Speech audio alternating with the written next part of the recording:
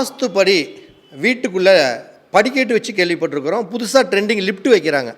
இப்போ வாஸ்துப்படி வீட்டுக்குள்ளே லிஃப்ட் வைக்கலாமான்னா தாராளமாக வைக்கலாம். வைக்கக்கூடாத நிலை இல்லை. எப்பயுமே வீடு அப்படிங்கிறது, வாஸ்து அப்படிங்கிறது நம்மளுக்கு எல்லாமே வாஸ்துவமாக நம்மளுக்கு சாதகமாக பயன்படுத்திக்கிறதுக்கு பேர் தான் வாஸ்து. ஆனால் அதையே நான் என்ன சொல்கிறேன்னா, சாதகமாக பயன்படுத்துறதுனாலும் எதை எங்கெங்கே வைக்கணுமோ அதை கரெக்டாக அந்தந்த இடத்துல வச்சுட்டாவே வாஸ்து வேலை செய்ய ஆரம்பிச்சிடும். அப்போ இந்த லிஃப்ட்டு அப்படிங்கிறது என்ன? ஒரு மாடிப்படி ஏற இறங்க ஏற இறங்க ஒரு இடத்துக்கு மேலே போகிறதுக்கு பேர் தான் லிஃப்ட்டு. அப்படி லிஃப்ட்டுனாவே அது யாரை குறிக்கும்னா கேது பகவானத்தை குறிக்கும். அப்போ இந்த லிஃப்ட்டு வீட்டுக்குள்ளே வைக்கலாம்னா தாராளமாக வைங்க, வேணான்னு சொல்ல. இந்த வடமேற்கு மூலையிலையும் தென்கிழக்கு மூலையிலையும் வைக்கலாம்.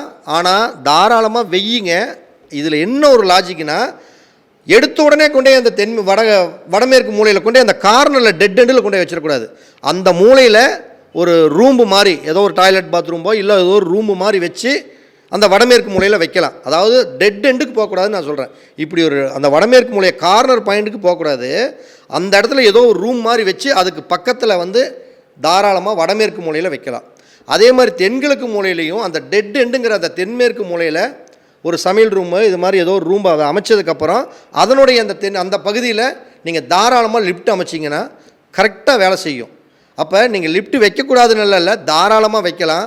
அதனுடைய திசைகளை அறிஞ்சு நீங்கள் லிஃப்ட் வச்சிங்கன்னா சூப்பராக ஒர்க் அவுட் ஆகும். அதில் எந்த ஒரு மாற்று கருத்து இல்லை.